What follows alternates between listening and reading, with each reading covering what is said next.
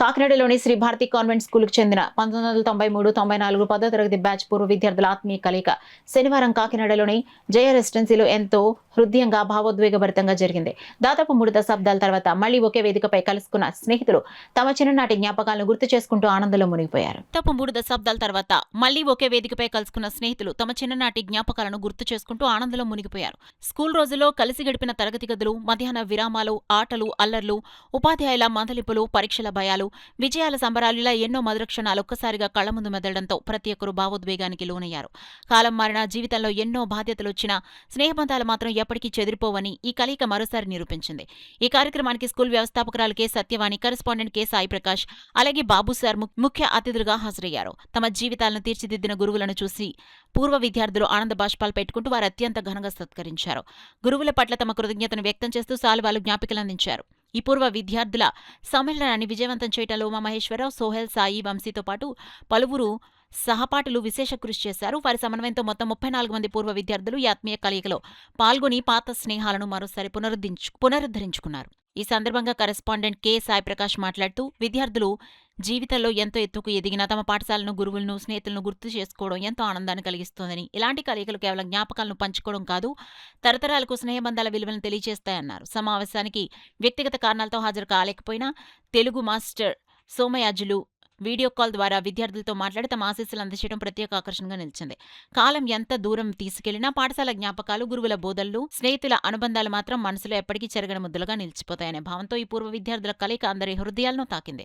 ఈ సమావేశం కేవలం ఒక రీయూనియన్ మాత్రమే కాదు, బాల్యానికి, స్నేహానికి, గురుభక్తికి అంకితమైన ఒక మధుర జ్ఞాపక వేడుకగా నిలిచిపోయింది. ఈ కార్యక్రమం ముగింపు సందర్భంగా పూర్వ విద్యార్థులు మరోసారి వ్యవస్థాపకురాలు కె సత్యవాణి, కరెస్పాండెంట్ సాయి ప్రకాష్, బాబుసార్లను ఘనంగా సత్కరించి తమ ప్రేమాభిమానాలు చాటుకున్నారు. ఈ కార్యక్రమంలో ఉమామహేశ్వరరావు, కోపనాతి శ్రీనివాస్, వంశీ, సాయి, శివ, ఫణి, మల్లేశ్వరరావు, రత్నశ్రీ, మహాలక్ష్మి, రాజ్ కిరణ్, లక్ష్మీదేవి, అరుణ తదితరులు పాల్గొన్నారు. అలా జరిగింది మొత్తం నా జీవితం. ఇప్పుడు చాలా ఓరుగా అనిపిస్తుంది. దానికి ఏం చేశానంటే ఇప్పుడు తెలుగు మాస్టర్ని నేను ప్రతిరోజు తలుచుకుంటాను. ఎందుకంటే మేము ఈ స్కూల్ యానివర్సరీకి పాటలు రాయటం, నాటకాలు, ఏకపాత్ర అభినయాలు ఇవన్నీ ఆయనతో కలిపి కుస్తీ పెట్టేదాన్ని.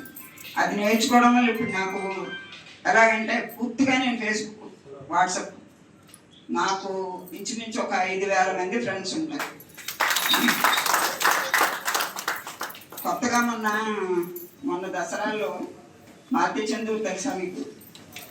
పెట్టాడు. ఆవిడ పేరు మీద ఒక గ్రూప్ ఓపెన్ చేస్తే నాకు 76 అన్నాను కదా, 92 ఇయర్స్ వాళ్ళు కూడా నాకు ఫ్రెండ్స్ ఉంది.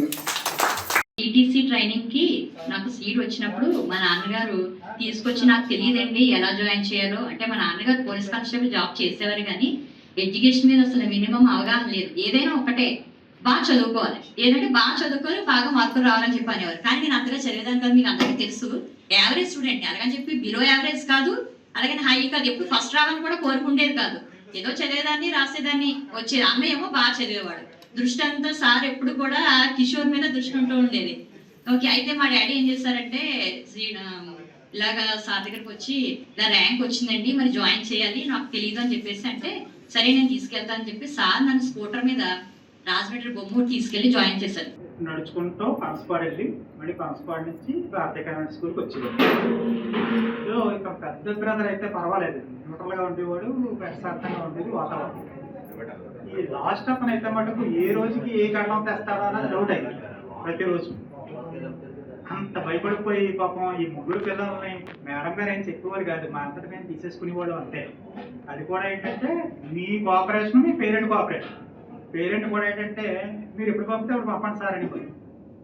అందుకని ఈయన రోజు రాత్రి సాయంకాలం 6 7 అయిపోయి ఈ కాలబట్టి అంటే వెళ్ళాలి రోజు. మళ్ళీ ఇక్కడి నుంచి 2 పిల్లలు, మా వెంకటేశ్వరరావు క్లాస్మేట్లు 2 ఉండేవారు అనమాట, పర్మనెంట్ మా కాళ్ళు.